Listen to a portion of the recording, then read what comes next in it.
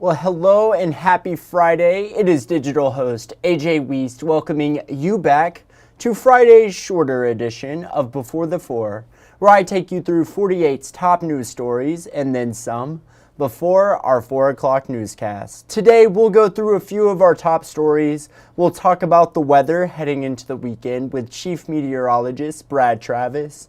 And then, of course, tonight sparks Week 7 of high school football here in the Tennessee Valley. And then we'll close it out with a little football talk, of course.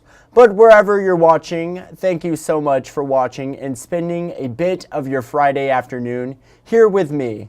But with that said, I say it is time we jump into some of our top news stories. And starting things off in Huntsville, where a man is dead after a crash early this morning.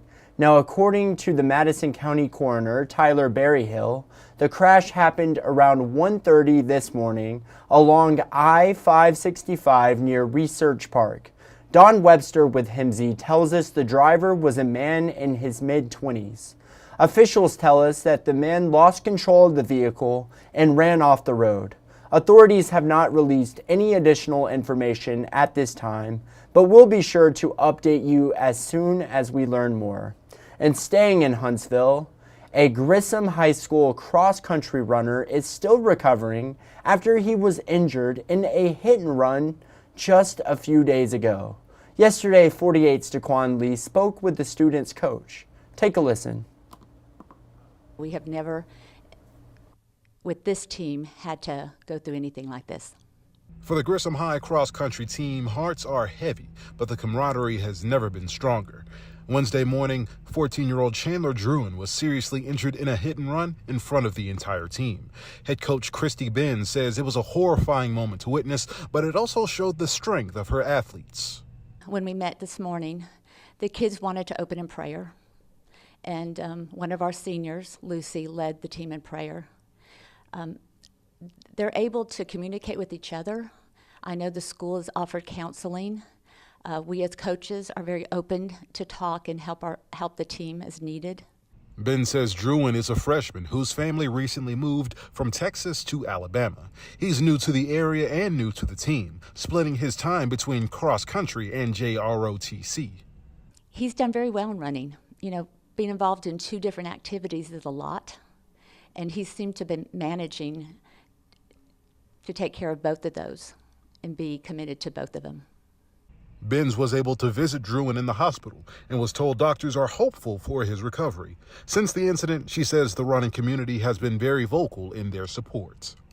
Teams from all over the state have offered support and prayers for our team and our athlete.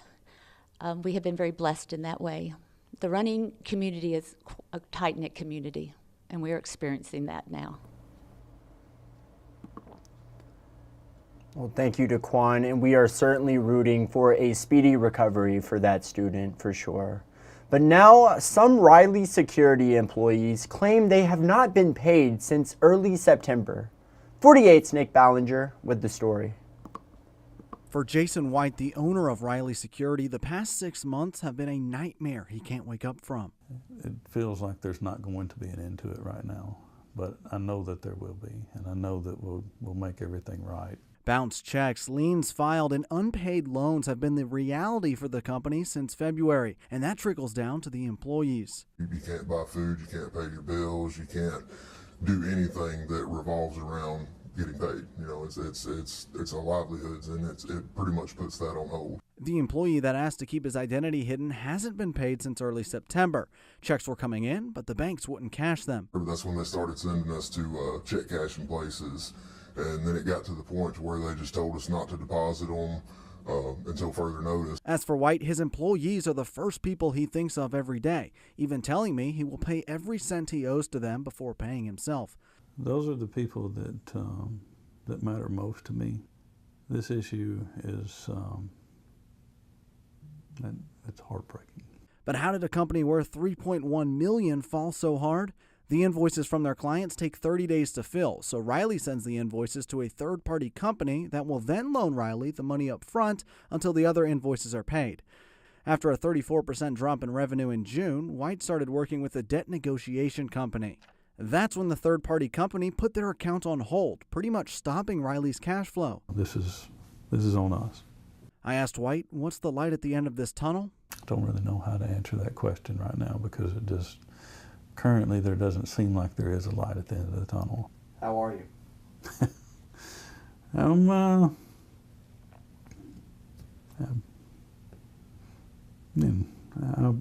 Eventually I'll be okay.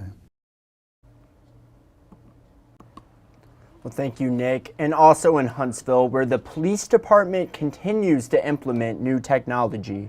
This morning, Huntsville Police Chief Kurt Giles broke ground on a brand new crime scene investigation facility. Officials say the new facility is needed in order to keep the city safe. An over $9 million project located along Wheeler Avenue, the 14,000 square foot building will have the newest state-of-the-art technology and will be equipped with different labs and evidence processing areas. And 48's Callie Neese is at the construction site today, speaking with officials, and she'll have more details on the new facility coming up in our evening newscast. And now let's talk about the weather heading into the weekend here in North Alabama. 48 First Alert Chief Meteorologist Brad Travis with the latest forecast. Brad? AJ, it's going to be a beautiful weekend, but we've got some big changes coming up next week. So don't get comfortable with these mid-80s if that's what you like this time of year. I know a lot of you like cooler weather out there. Nothing on radar really, just some ground clutter out there. Overall, it's been a beautiful day. We've got mild temperatures. You may need a light jacket by the end of the ball game sometime this evening, or if you're just going out and about, we'll be in the low 60s. Over the next 3 days, we climb to 81 tomorrow, 86 Saturday, and how about 71 Monday? That's kind of where we'll begin the afternoon, and as you see, we'll continue to cool off all the way down into the 40s overnight. This will be into Tuesday morning, and it will get cooler than that. It's going to be breezy, borderline windy on Monday too. By 1:30 Tuesday, we are stuck in the mid to upper 60s. This is fall at its finest. As we get to 7 o'clock in the morning Wednesday, mid to upper 30s. I think we'll see a scattered frost in the sheltered valleys of northeast Alabama and southern middle Tennessee. The larger cities will likely not see a frost, but then another beautiful fall afternoon. Temperatures by 4 o'clock Wednesday, low to mid 60s. So there you have it, AJ, a beautiful weekend, a warm weekend, and then a breezy Monday turning colder.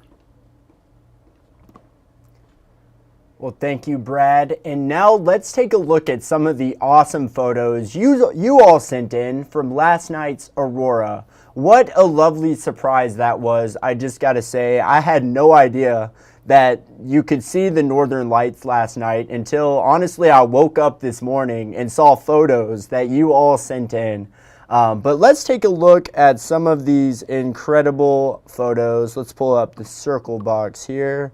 Right here, this is Jeff from Crossville, Alabama. That is his incredible view, and you can see the pinks, you can see the greens. I mean, that is just a gorgeous photo right there. Jeff, thank you so much for sending that in. And this next one, this is a little bit different of a view. Not as much greens, a bit more teals in this photo. This is Emily from Lamar, Mississippi. So not quite in the state of Alabama, but still a gorgeous photo. Regardless, I mean, that view is so incredible. And it has been a very awesome year for seeing just awesome things up in the sky. Obviously, the lunar eclipse, there's been a solar eclipse. You've been able to see the northern lights twice now. This year alone. I mean, it's just been an incredible year for seeing things up in the sky, that is for sure. This next photo, this is from Katora out in Florence, Alabama. You see a bit more of the pinks there. You can see some sky blues, some teal blues in there. You see the stars. That is just so gorgeous. Thank you for sending that in. And then this is Sadie out in Fife, Alabama. Definitely can see some greens there up in the sky. You can still see the stars and the pinks. That is gorgeous. And then finally, this last photo from Sharina from Tony, Alabama. And there's nothing but pink up in those in the sky right there. So that is an incredible photo right there. Everyone who sent in a photo of the aurora, the northern lights last night, thank you so much for sending those in. I will certainly be looking through more of those because they are just all gorgeous photos. But thank you so much for sending those in. Definitely a real treat there. But now let's talk about some football here in the Tennessee Valley. It is now week 7. This week's game of the week, the Battle of the Wildcats, as Scottsboro suits up and makes the trip down to Guntersville for 4 quarters of Friday night action. Should be an excellent game to keep an eye on. Both squads undefeated in region play, and this game could certainly play a role in who lands the top seed in a very competitive 5A Region 8. But I wish both squads the best of luck tonight. But that's not the only teams playing tonight. No. A heap of great regional play tonight across the valley. Make sure you keep up with the score from your favorite teams tonight. You can find the latest scores on our website. Just head over to WAFF.com. And then from there, you'll go to the sports section and then sports scores. And we will update them in real time tonight. But also make sure you catch the latest episode of Beyond the Lights Athens. You can find that on our YouTube channel, website, and app. Athens with a big game against Hartselle tonight. The latest episode is them preparing for last week's game against Muscle Shoals, and then they're playing another regional game tonight against Hartselle. So certainly wishing the Golden Eagles the best of luck there.